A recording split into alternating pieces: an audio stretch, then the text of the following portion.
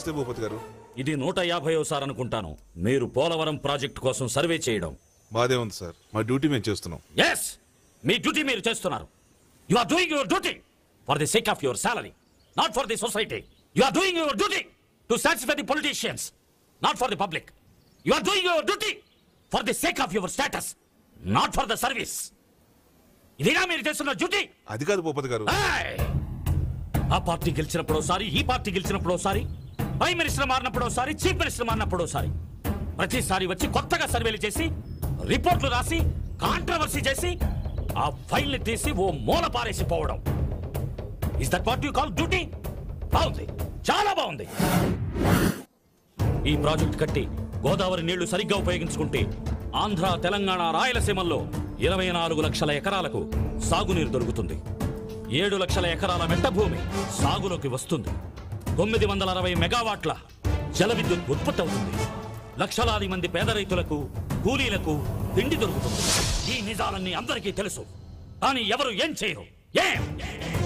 ఎప్పుడో 1946లో మొట్టమొదటిసారిగా పోలవరం ప్రాజెక్టు కట్టాలని నిర్ణయించారు. 1981లో శంకుస్థాపన చేసి ఇదిగో ఈ శిలాఫలకం వేశారు. దశాబ్దాలు గడిచిపోతున్నాయి, ప్రభుత్వాలు మారిపోతున్నాయి, ఫలితం మాత్రం శూన్యం. ఎక్కడో మహారాష్ట్ర నాసిక్లో పుట్టిన గోదావరి నది రాష్ట్రాలు దాటి ఇక్కడకు ప్రవహిస్తూ వచ్చేది ఎవరికీ ఉపయోగపడకుండా వెళ్లి నరసాపురం దగ్గర సముద్రంలో కలిసిపోవడానికి కాదు సార్. తన నీళ్లను పాలుగా ఇచ్చి పంట పొలాలను బిడ్డలుగా పెంచాలని, బంగారం పండించాలని. కానీ ఏం జరుగుతుంది? కళ్ల ముందు 70% గోదావరి నీళ్లు వృధాగా వెళ్లి సముద్రంలో కలిసిపోతున్నాయి. ఏమిటి దీనికి పరిష్కారం? క్షమించండి సార్, ఇది గవర్నమెంట్ పాలసీ మ్యాటర్. నన్ను అడిగి ఏం ప్రయోజనం లేదు. అయితే అడగవలసిన వాళ్ళని అడుగుతాను. రంగస్వామి అయ్యా, రేపొద్దున్నే రైతులందరినీ కాటన్ దొర విగ్రహం దగ్గరకు రమ్మని చెప్పు. ర్యాలీగా బయలుదేరి హైదరాబాద్ వెళ్దాం. గోదావరి తల్లి గుండె ఘోషను గొంతెత్తి వినిపిద్దాం. ఏంటి మావయ్య గారు, గ్రానైట్ పడిందంట? అవునయ్యా, ఇప్పుడే ఇంజనీర్ గారు చెప్పారు.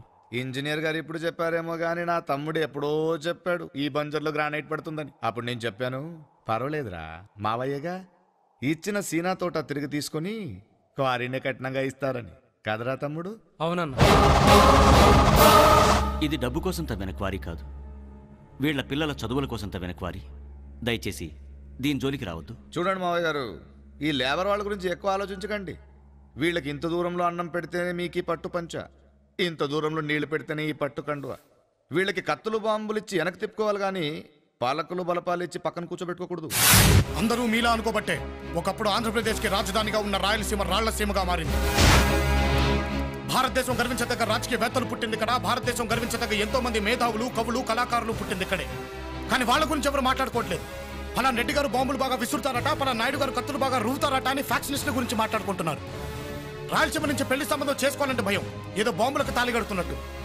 మారాలి, ఈ పద్ధతి మారాలి. మా క్వారీ ఆదాయంతో ఈ కూలీల పిల్లలందరూ బాగా చదువుకొని దేశ నలుమూలల్లో డాక్టర్లుగా, ఇంజనీర్లుగా అత్యున్నత స్థాయిలో ఉండాలి. ఫ్యాక్షనిస్ట్ గురించి మాట్లాడుకునే మన ప్రాంతంలో ఇక నుంచి హ్యూమనిస్టుల గురించి మాట్లాడుకోవాలి. మీరొక్కరే ఈ పద్ధతిని మార్చేస్తారా? ఎంత పెద్ద ఉద్యమైనా ఒక్కడుగుతోనే మొదలవుతుంది, ఎంత పెద్ద పెను తుఫాన్ అయినా ఒక్క చినుకుతోనే ప్రారంభమవుతుంది. ఈ రోజు మేము ఒక్కడమే, కానీ కొన్నేళ్ల తర్వాత ఈ క్వారీ మీద చదువుకునే మేధావులు ఎందరో. బావా, మా ఆస్తిని అడుగు, రాసిస్తాం. మా ఆశయాన్ని అడుగు, ఇవ్వలేం. నా పేరు ఆదికేశవరెడ్డి. అంటే ఎస్, ఆయన మనవన్నే.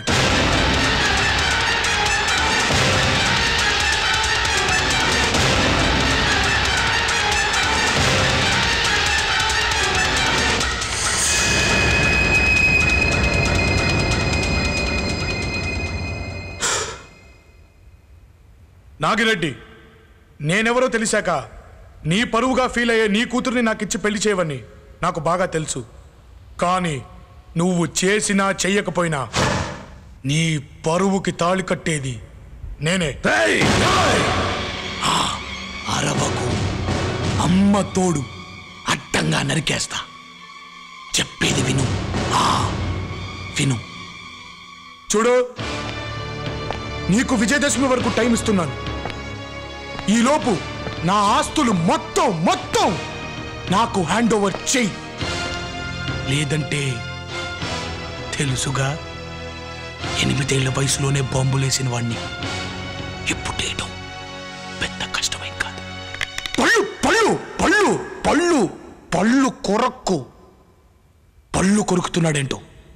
ఏయ్ విజయదశమి నీ ఆఖరి కడువు గుర్తుంచుకో.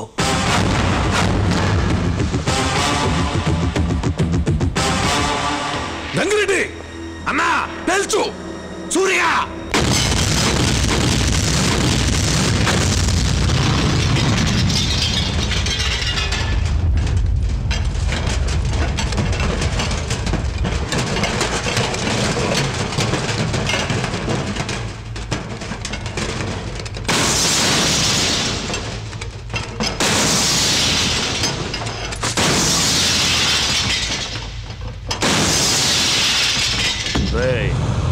సేమంటే ఎట్టుంటుందిరా ఓ ఎక్కడో చోట హాయిగా బతుకు.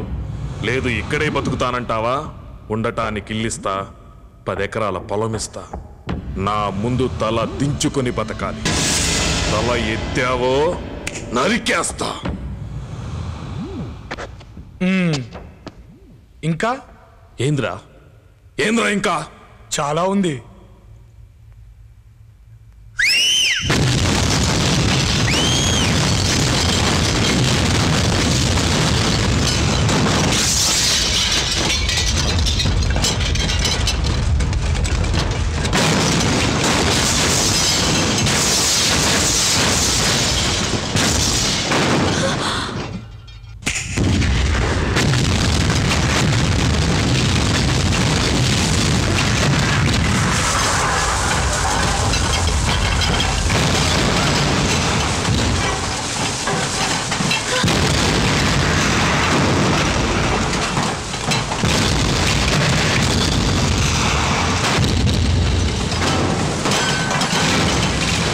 నీకు ఇంకో ట్విస్ట్ ఇవనా బాబాయ్?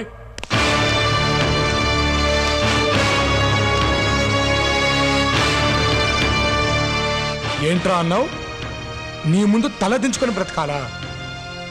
తల దించే వంశంలో పుట్టలేదురా, తొడ కొట్టే వంశంలో పుట్టా. నా దగ్గరున్న బాంబులకి కత్తులకి పని చెప్పమాక.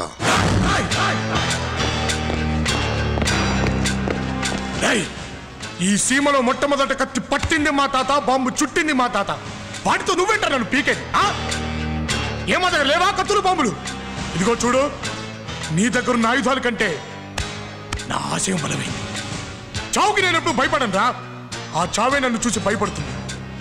కత్తులు అంట కత్తులు.